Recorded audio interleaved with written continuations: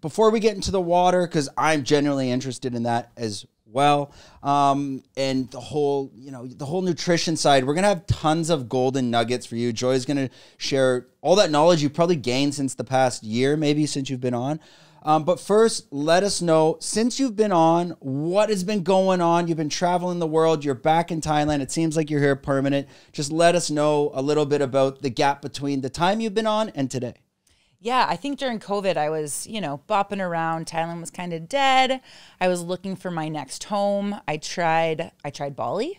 I've tried Turkey and Mexico and Dubai, and I just keep coming back to Phuket. There's a draw here. There's a magic here that you just don't get anywhere else in the world. It has everything. So basing up in Phuket, gonna settle down here, find me my roots. I mean, I've been here 8 years, but the time just goes so fast. So settle down here and start this water gig, and then continue with online coaching, my gut health stuff. When clients come to Soy Thai Ed, we can train together and do this hybrid program. So I'm going to kind of be shifting gears between the online coaching and now the water stuff. How were these other countries? I mean, Turkey, Mexico, Bali. Let's just start as a comparison. I don't want to say compare this to Phuket, compare that to Phuket. Give a little bit of insight. What were the differences and what does draw you back here? The community. Number one, it is that, I have met more people from Thailand that I traveled all of Europe this summer just staying with people that I met in Thailand. So the community, the people really bring you in. I loved Bali, and it was, I can talk to anybody, and it was hard for me to make friends in Bali. It was like you had to be there for 6 or more months in order to make those kind of same connections that you meet people here when you're training or out, and it's just that instant bond. So community, number one. I think affordability, number two. There's just no other place in the world that is as affordable. And although things are getting more expensive here, compared to everywhere else, you're not paying the same. So you can do all the luxury stuff for half the price. Obviously the weather, even on a rainy day, it's a rainy day in paradise. So yeah, go get a massage or go walk around the mall and get some steps, or I don't know, out to the jungle and just listen to the rain. What else? The food, obviously the food is great. I loved the food in Bali. Bali had fabulous food, but, in terms of staying on that health kick and stuff, I think Thailand has some great food.